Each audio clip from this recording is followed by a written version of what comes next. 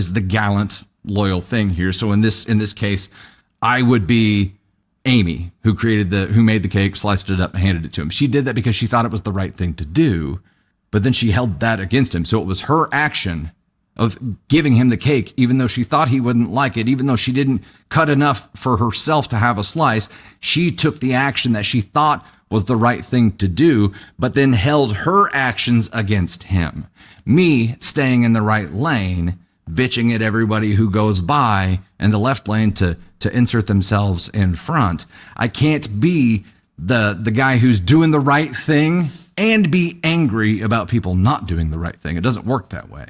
You can't be the gallant one, but be pissed off at everybody else for not being gallant. And in her case here, she's pissed off at somebody else because of her actions. Her actions she thought were noble, but she ended up crying about it because OP here didn't read her mind.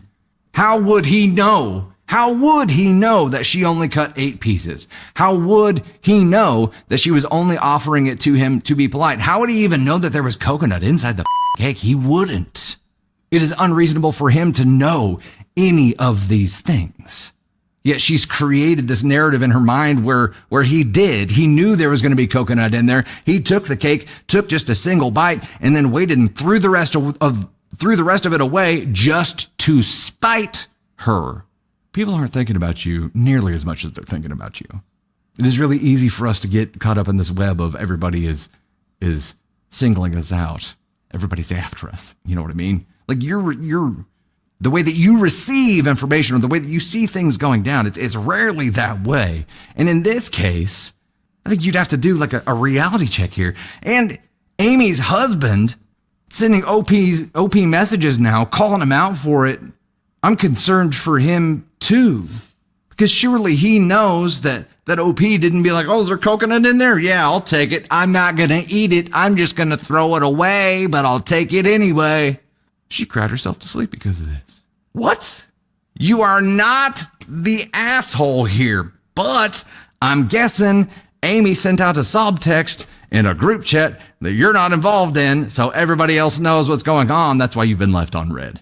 If anybody else knew like the truth here, or if they didn't know her side of the story, somebody would have responded, depending on what you said and how you said it. But you get it.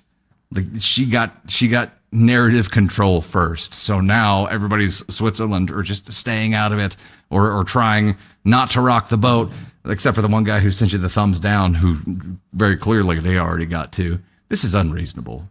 You're not a mind reader. You're not a mind reader. And also you don't have the superpower of instantly detecting all the ingredients in food that's handed to you.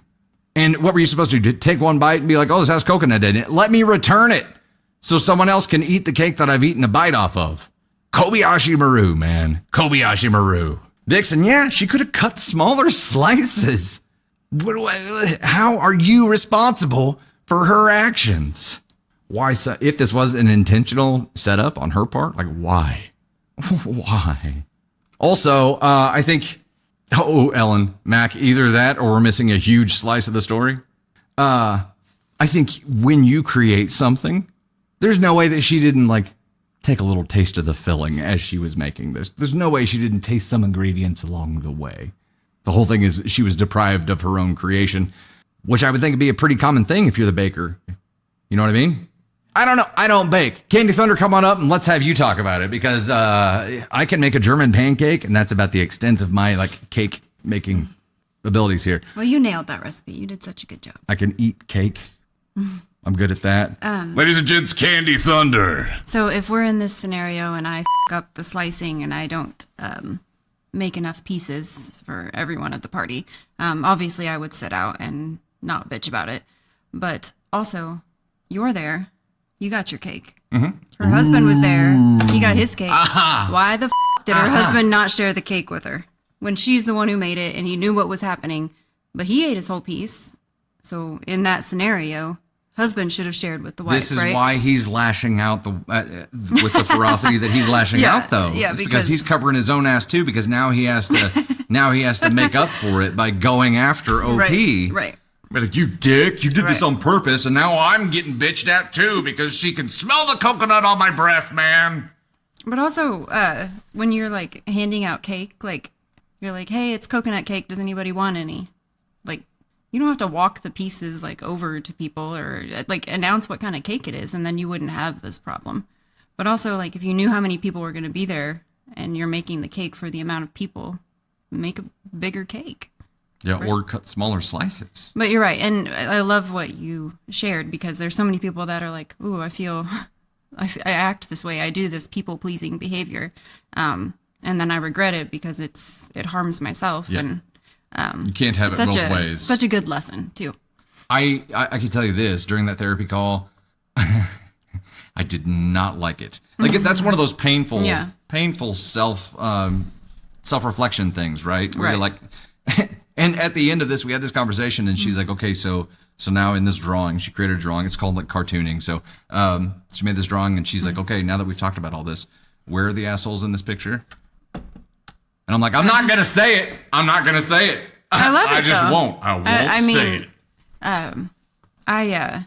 I don't have like, I don't get road rage where like I react to the thing, but I get really angry like while I'm driving because of stupid drivers. But I've been trying to tell myself, like when I leave the house, like don't get angry, don't let, and like he told me this, like create a happy playlist. Of course it's Taylor Swift. But make a happy playlist and turn it on when you leave so that you don't let the outside stuff like affect your good mood.